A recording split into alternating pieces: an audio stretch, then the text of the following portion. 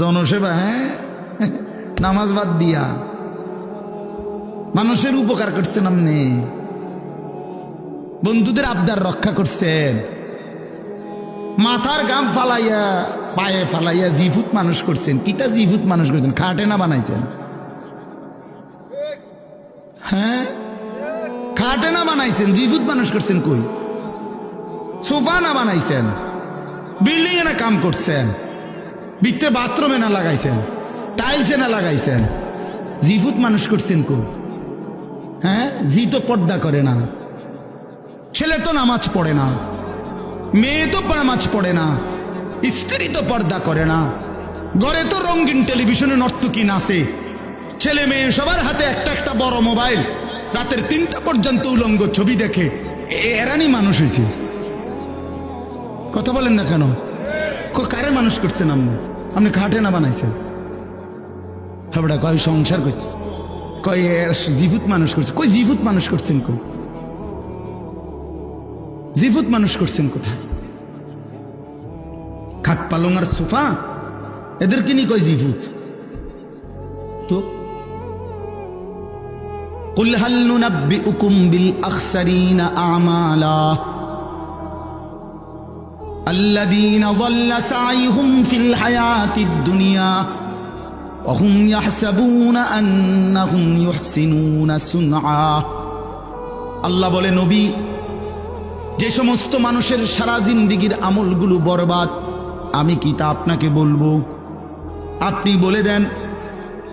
আল্লাযীনা যাল্লা সাইহুম ফিল হায়াতিদ দুনিয়া, আল্লাহ বলে, যারা তাদের দুনিয়ার জিন্দেগিটা আমি আল্লাহ থেকে পথভ্রষ্ট হয়ে মেহনত করলো, আল্লাহকে বাদ দিয়ে কিসের নামাজ, কিসের হালাল, কিসের হারাম, জায়েজ কি, বৈধ কি, করণীয় কি, কিচ্ছু বাদ নাও, আল্লাহর হুকুম, রসুলের হুকুম, কোরআনের হুকুম, তো বেটা ওই সমস্ত মোল্লা মুন্সির কথা বাদ দাও। সব বাদ দিয়ে যে দুনিয়ার জীবনটা দিবা নিশি যে মেহনত করছে, সাই করছে, কষ্ট করছে, মেহনত করছে, আল্লাহ তাআলা বলেন, সে তো মনে মনে ভাবছে আমি অনেক ভালো কাজ করেছি। আল্লাহ তাআলা বলেন, সে খাসারা খাসারা খাসারা, loss loss loss, everything loss. আসলে সে আখসারিনা আমালা, আসলে সে তার সমস্ত মেহনত বরবাদ করছে। কি করেছে বাপ? বলেন না কেন? ছেলের আফসুস করতে হবে, বাবারা আপনারাও আফসুস করতে হবে, আমিও আফসুস করতে হবে। আল্লাহর দেওয়া এই সুন্দর হায়াত কেন নষ্ট করে দিলেন? কেন বরবাদ করে দিলেন? অবশ্যই আফসোস করতে হবে। এই জন্য আল্লাহকে বাদ দিতে নাই, আল্লাহকে ছাড়তে নাই। বন্ধু, ও ভাই, জায়গা হয় না, জায়গা একটু জায়গা করে দেন। আরেকজনের জায়গা করে দিলে আল্লাহ নিজে ওয়াদা দিছে, বান্দা আমি তোমাকে জায়গা দেব। কোরআন শরীফের আয়াত, এটা বিশ্বাস করে আল্লাহ বলছে, তুমি আমার বান্দারে জায়গা দিও, আমি তোমারে জায়গা দেব। আসেন, একটু আগায় আসেন, আগান সবাই, একটু নড়ে চড়ে বসেন, দ্রুত করেন, দ্রুত দ্রুত, জলদি। ওই অনেকে চায় এদিকে এদিকে, আগ করে করে চায়, খেকেটা খেটা লড়ে। আমি তো লড়ি না, হুজুরের কথা শুনি না, আর কেউ শুনিনি কোনো। হ্যাঁ, এটা এক ধরনের গাদ্দারি। হ্যাঁ হ্যাঁ, কিছু মানুষ আছে মানে তেড়া মানুষ আছে, না আমি লড়তাম না, আমাদের মতো এত কত বালা হুজুর দেখছি, মিয়া লড়ছি না। আরো কত মোটা তাজা হুজুর দেখছি, আর আপনি দেড় বুড়িয়া বেড়া আইসেন, আমরা লড়াই দেবেন। আশ্চর্য, আমি অনেক সময় এটা দেখি, অনেকের এই বদভ্যাস। একটু আগাইতে বললে হে এদিক এদিক চায়, মানে হে জাগাত আমি লড়তাম না চাই, আর কোনো বেকুবে লড়েনি। কোনো সময় এটা করবেন না, আপনি নড়বেন, আপনারে বলছে, ঠিক কিনা বলেন না কেন? আপনি আরেকজনেরটা চাইবেন কেন? আল্লাহ নিজে বলছে তো, বিশ্বাস করে, ফাফসাহু ইয়াফসাহিল্লাহু লাকুম। আরে বান্দা, তুমি আমার বান্দার জন্য জায়গা ছেড়ে দাও, আমি আল্লাহ তোমার জন্য জায়গা দিয়ে দেব। আপনি দিবেন 1 বিঘত, আল্লাহ দিবেন 10 দুনিয়া বরাবর জান্নাত। এটা অনেক বড় নেক আমল, নেক আমল। অন্যের জন্য সম্পদ ছেড়ে দাও। এ দুনিয়াবি ক্ষেত্রেও আত্মীয় স্বজন, চাচা, মামা, ফুফা, চাচতো ভাই, আপন ভাই, ভাতিজা, আহারে আল্লাহ, 1 বিঘত জায়গা ছেড়ে দিলে বেচারা রাস্তাটা হয়ে যায়।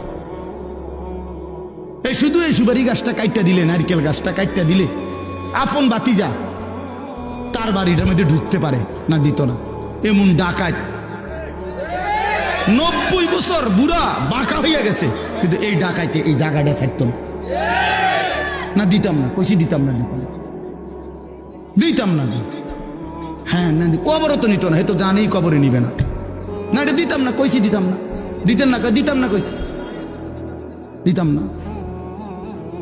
পুতেরে বলে যায় মরার সময়, আব্বা আমার বাপের ওসিয়ত মনে রাখিস, এই মামলা চালাইয়া রাখবি, সাবধান, যদি তুই ছাড়িয়ে দিস আমার কবর ফাইটটা দুঃখ বাইরিব, ভূত, সাবধান। দরকার হলে বাদ 2 বেলা কম খাইস, কিন্তু মামলা চালাইয়া যাবি, তোর সাসারে দেখাই দিবি জীবনে কি আছে। হায় হায় হায়, আস্তাগফিরুল্লাহ, আস্তাগফিরুল্লাহ। রাসূলুল্লাহ সাল্লাল্লাহু আলাইহি সাল্লামের কাছে একবার এক সাহাবী নবীজিকে এসে জিজ্ঞেস করছে, ইয়া রাসূলুল্লাহ, আমি 4টা দিরহাম, 4টা টাকা মানে 4টা রৌপ্য মুদ্রা আল্লাহর রাস্তায় দান করছি। একটা একজন এতিম গরিবকে দিছি, একটা একজন বিধবা নারীকে দিছি, একটা আল্লাহর রাস্তার মুজাহিদকে দিছি, একটা আমার আপন আত্মীয় দুর্বল তাকে দিছি। এই 4টি দিরহামের মধ্যে নবী আমি জানতে চাই, এই 4 টাকার মধ্যে সর্বোচ্চ উত্তম বেশি সওয়াবওয়ালা কোনটা? আল্লাহর কসম, নবী বলছে যে তুমি তোমার আত্মীয়কে, আপন স্বজনকে যেই টাকাটা দিছ, এটা হলো এই 4টার মধ্যে সর্বশ্রেষ্ঠ। আপন জনকে যেটা দিছ। হযরত তালহা রাদিয়াল্লাহু তাআলা আনহু ওনার সবচেয়ে প্রিয় বাগানটা আল্লাহর রাস্তায় দান করে দিছিলেন নবীজির জামানায়। সাহাবী, নবীজি দান করে দেওয়ার পর নবীজি বলছে, শোনো, এটা তুমি তোমার আপন আত্মীয় স্বজনের মধ্যে বন্টন করে দাও।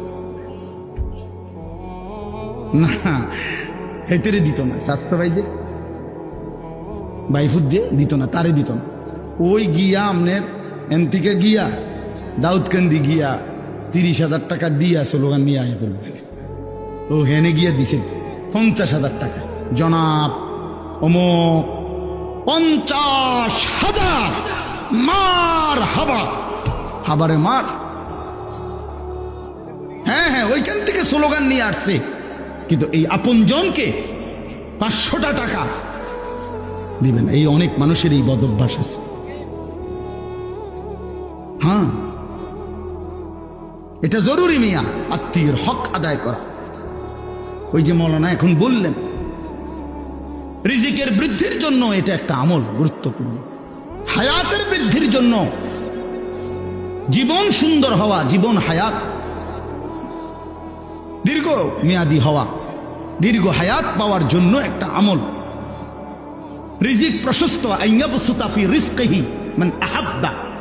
নবীজি বলছে, যে চায় তার রিজিক প্রশস্ত হোক এবং তার হায়াত বেড়ে যাক, ফালিয়াসিল রাহিমাহু, সে যেন তার আপন আত্মীয়ের সাথে উত্তম ব্যবহার করে, এটা তার রিজিক বাড়াবে।